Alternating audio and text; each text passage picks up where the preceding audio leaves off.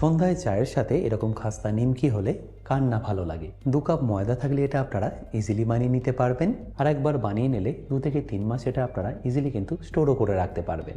তাহলে চলুন রেসিপিটা শুরু করা যাক।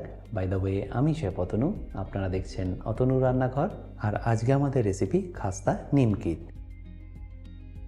তাহলে নিমকির রেসিপিটা বানানোর জন্য আমি এখানে নিয়ে নিচ্ছি প্রথমেই একটা বোল, যার মধ্যে আমি প্রথমেই নিয়ে নেব 2 কাপ ময়দা।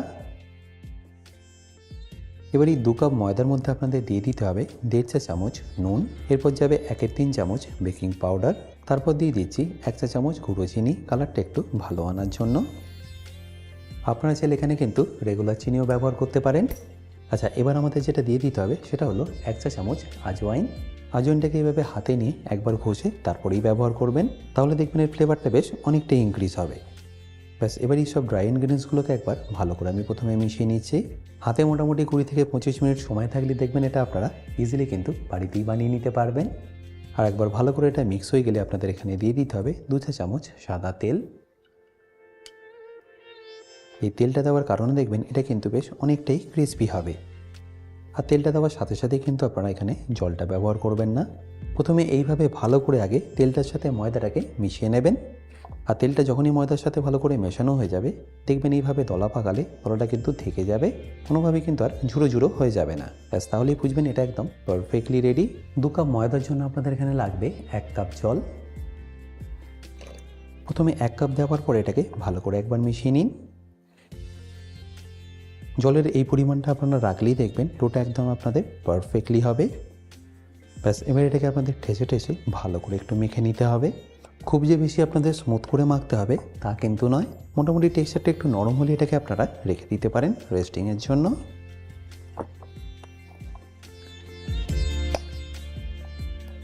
আশা করি নিশ্চয়ই বুঝতে পারছেন এর টেক্সচারটা আমি ঠিক কীরকম রেখেছি। ব্যাস, এবার এর মধ্যে আমি হালকা একটু তেল দিয়ে এটাকে কভার করে দেবো। আর তেলটা আমি এই কারণেই দিলাম যাতে ওপর থেকে এটা ড্রাই না হয়ে যায়। এবার এটাকে একটা ভিজে কাপড় দিয়ে আমি চাপা দিয়ে রেখে দেবো 5 থেকে 7 মিনিটের জন্য রেস্টিংয়ে। আচ্ছা, এবার এখানে আমি নিয়ে নিচ্ছি 3 চা চামচ গলিয়ে নেওয়া ঘি, যার মধ্যে আমি দিয়ে দেবো 2 চা চামচ কর্নফ্লাওয়ার। এটা আপনাদের কখন ব্যবহার করতে হবে সেটা আপনাদের নিশ্চয়ই জানাবো। আর তার আগে এটাকে দেখুন আমি এইভাবে ভালো করে মিশিয়ে নিচ্ছি। এখন এটা একটু পাতলা মনে হলো, একটু পরেই দেখবেন এটা বেশ অনেকটাই গাঢ় হয়ে যাবে। আর ডোটা এতক্ষণে পারফেক্টলি রেস্ট হয়ে গেছে, তাই এটাকে তুলে নিয়ে নিচ্ছি কিচেন টপের মধ্যে। এবার এই ডোটাকে আপনাদের মাঝখান থেকে একদম দুভাগ করে নিতে হবে, ঠিক এইভাবে।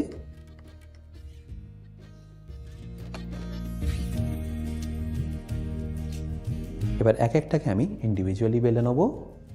আর বেলার আগে অতি অবশ্যই এইভাবে একটু রাউন্ড শেপ দিয়ে দেবেন, তাহলে দেখবেন বেলতে এটা সুবিধাই হবে। আর এটাকে বেলার জন্য অল্প একটু আমি এখানে ময়দা স্প্রেড করে নিচ্ছি।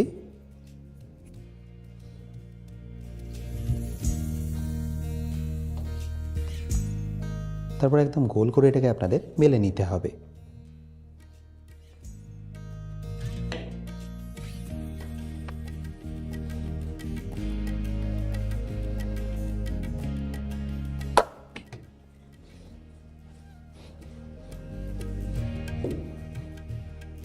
আমি টেক্সচারটা আপনাদের একটু দেখিয়ে দিচ্ছি। দেখুন এটা কতটা পাতলা করে আমি বেলে নিয়েছি। এবারে একইভাবে আমি এখানে সেকেন্ড ডোটাকেও বেলে নেব।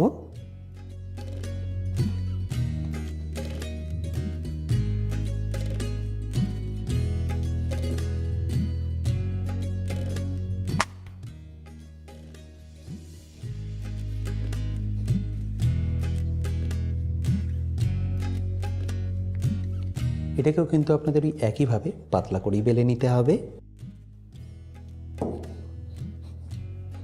এবার দেখুন যে ঘি আর কর্নফ্লাওয়ারটা আপনারা মিক্স করেছিলেন সেটা এখন কতটা ভালোভাবে জমে গেছে। ব্যাস, এবার এটাকে আমি অ্যাপ্লাই করে দিচ্ছি এই বেলে নেওয়া ডোটার মধ্যে।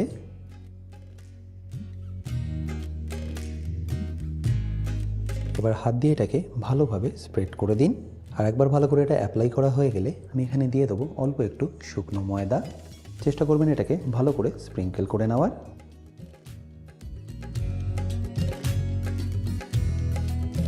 আর ময়দাটা ভালো করে স্প্রেড করা হয়ে গেলে যে সেকেন্ড ডোটা আমরা বেলে রেখেছিলাম সেটাকে আমি দিয়ে দেবো ডাইরেক্টলি এর ওপরে।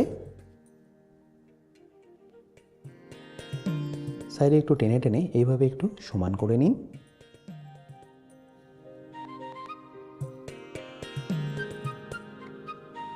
এবার আমি এর উপরে আবার অ্যাপ্লাই করে দেবো ঘি আর কর্নফ্লাওয়ারের মিক্সচারটা।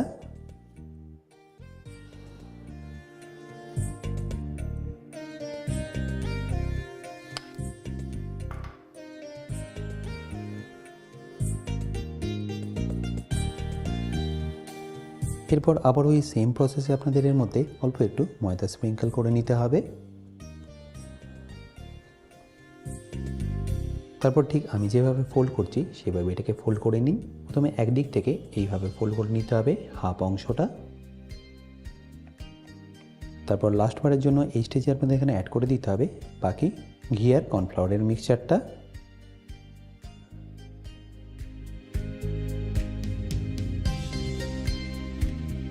এরপর ফাইনালি এটাকে এইভাবে ক্লোজ করে দিন। এর ওপরে আপনাদের কিন্তু ঘি আর কর্নফ্লাওয়ারের মিক্সচারটা লাগাতে হবে না, জাস্ট একটা সাইড থেকে এবার এটাকে ক্লোজ করে দিন। আর একটা দিক ক্লোজ হয়ে গেলে অপর দিকটা ঠিক এইভাবেই ক্লোজ করে দিন। আশা করি পুরো প্রসেসটা বুঝতে আপনাদের কোনো রকম অসুবিধা হয়নি। ব্যাস এবার এটাকে আমি ফ্রিজে রেখে দেবো যাতে এর মধ্যে যে ঘিটা আমি অ্যাপ্লাই করেছি সেটা একটু জমে যায় আর বেলতে সুবিধা হয়। আর মোটামুটি 5 থেকে 6 মিনিট পরে দেখুন আমি এটাকে বের করে নিয়েছি। এই লেয়ারটার মধ্যে যে ঘিটা ছিল দেখুন সেটা এখন ভালোভাবেই জমে গেছে। ব্যাস এবার এটাকে আমি বেলে নেবো। আর বেলার জন্য অল্প এখানে আমি একটু ময়দাও স্প্রেড করে দিচ্ছি।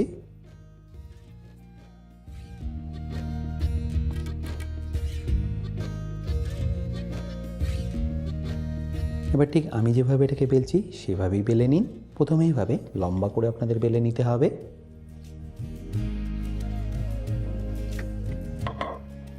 আর লম্বা করে বেলা হয়ে গেলে ঘুরিয়ে নিয়ে আড়াআড়িভাবে বেলে নিন।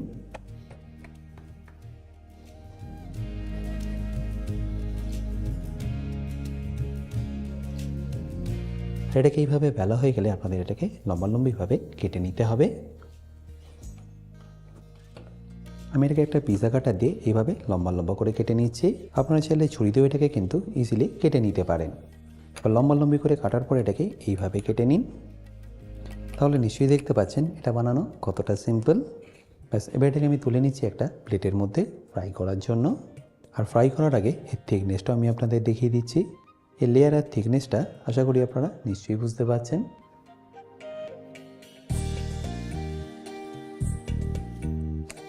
এবার এই নিমকিগুলোকে ভাজার জন্য তেল আমি আগে থেকেই গরম করে রেখেছি। এবার একে একে আমি নিমকিগুলোকে ভেজে নেব।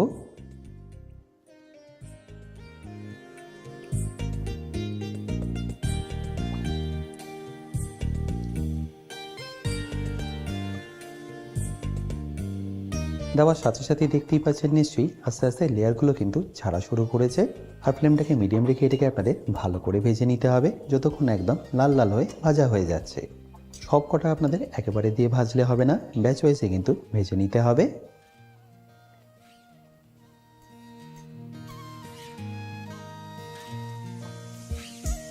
এরপর একদিকটা যখনই দেখবেন আস্তে আস্তে কালার চলে আসছে পাল্টে নিয়ে অপর দিকটাই একইভাবে ফ্রাই করে নিন। আচ্ছা, এখানে বলে রাখি আপনারা যারা অতনু রান্না করে ইউটেন্সিলগুলো কিনে নিতে চাইছেন লিঙ্ক আমি ডেসক্রিপশন বক্সে দিয়ে রেখেছি।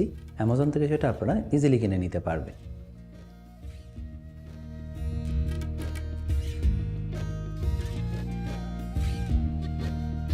এবার যখনই দেখবেন দুটো দিকে খুব ভালোভাবে কালার চলে এসছে তখন এটাকে তুলে নিন। এটাকে কিন্তু আপনাদের ভালোভাবে এইভাবে ঝাঁকিয়ে তেলটাকে বের করে নিতে হবে। আর বেরিয়ে গেলেই তুলে নিয়ে রেখে দিতে হবে একটা ট্রের মধ্যে। আর ট্রেটার মধ্যে আমি দেখুন একটা পেপার ন্যাপকিন দিয়ে দিয়েছি যাতে যে এক্সট্রা অয়েলটা আছে সেটা যেন সোক হয়ে যায়। এবার এই একই প্রসেসে আমি বাকিগুলো ফ্রাই করে নিচ্ছি।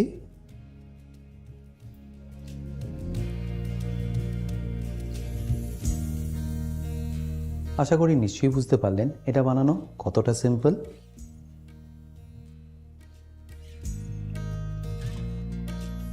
আপনাদের যদি ছান্তা দিয়ে করতে অসুবিধা হয় আপনারা চাইলে এইভাবে কাটি দিয়েও কিন্তু এটাকে পাল্টে নিতে পারেন বা চামচ দিয়েও পাল্টে নিতে পারেন।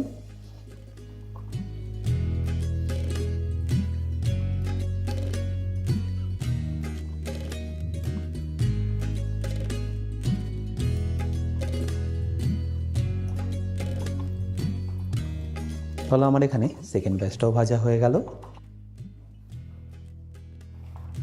আশা করি সিম্পল রেসিপিটা আপনাদের নিশ্চয়ই ভালো লেগেছে। আর যদি ভালো লেগে থাকে অতি অবশ্যই কিন্তু আমাকে কমেন্টে জানাতে ভুলবেন না।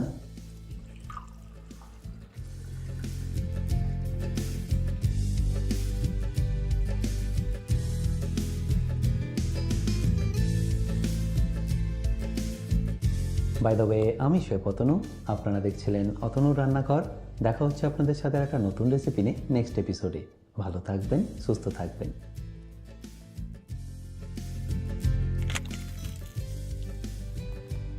আশা করি নিশ্চয়ই বুঝতে পারছেন এটা কতটা ক্রিস্পি হয়েছে। এছাড়াও এর লেয়ারগুলো দেখুন একদম কতটা প্রমিনেন্ট আছে।